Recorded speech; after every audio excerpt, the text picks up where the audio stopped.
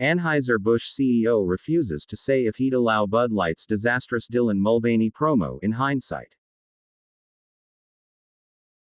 There's a big social conversation taking place right now, and big brands are right in the middle of it, Brendan Whitworth said. Anheuser-Busch CEO Brendan Whitworth declined to say if he would allow Bud Light's disastrous promotion with transgender influencer Dylan Mulvaney to happen again, in hindsight, despite ongoing backlash. Bud Light sales have plummeted since the beer maker gifted Mulvaney special cans in April to celebrate a full year of girlhood, which the influencer quickly claimed were her most prized possession, on Instagram with a post that featured #BudLightPartner. A second video then featured Mulvaney in a bathtub drinking a Bud Light beer as part of the campaign, and the company has been mocked and boycotted ever since.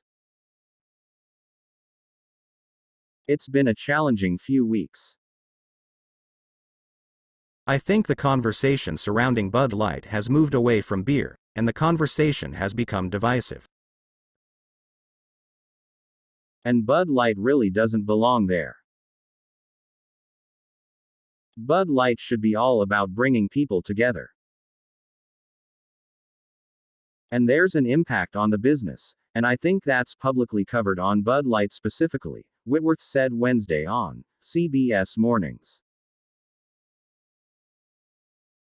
Co-host Gayle King then asked Whitworth what the promotional campaign was intended to achieve, but the CEO downplayed the significance and noted it was simply one can, but the company must evaluate the impact.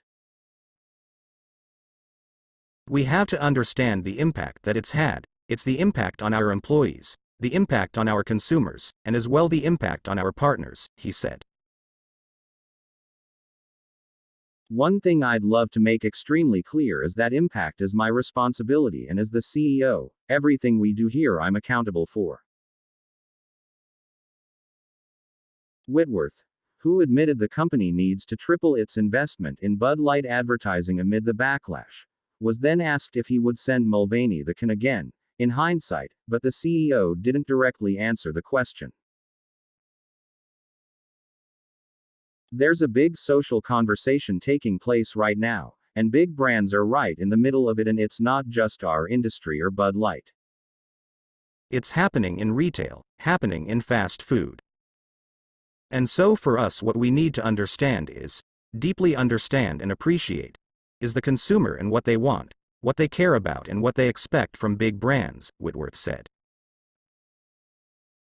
The CBS Morning Show hosts pointed out that the non-answer is exactly why Bud Light continues to take heat from both sides, as the LGBTQ community would want him to stand by the initial decision, but critics want him to admit it was a mistake to celebrate a biological male's first year of girlhood.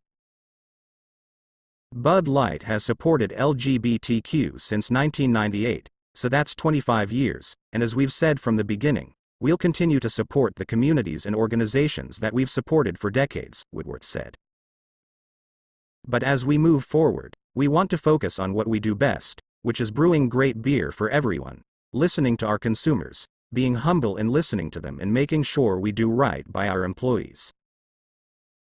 Whitworth was then pressed on where he stands regarding queer rights, and it was noted that Bud Light has featured rainbow bottles in the past, but also has donated to conservative politicians. We support politicians that support our business, and when we say that we talk about things like, things that work for the industry, allow us to grow the business, allow us to employ more people and really help drive the economy, he said. Many Bud Light consumers have opted to boycott the brand and other Anheuser-Busch products in response to the promotion, prompting a decline in sales that is yet to rebound from the slump that began this spring. According to Nielsen IQ data provided to Fox Business by Bump Williams Consulting, Bud Light sales are down 11.1% on a dollar basis year to date through June 17 and 15.6% on a volume basis through the same period. Despite the recent declines, Bud Light remains America's top-selling beer year to date through June 17, but Modelo surpassed it in U.S. retail store sales during the last 4 weeks prior to that date, racking up 8.4% sales share versus Bud's 7.3% in the same 4-week period. Whitworth told CBS he has been going around listening to customers who want Bud Light to return to its roots.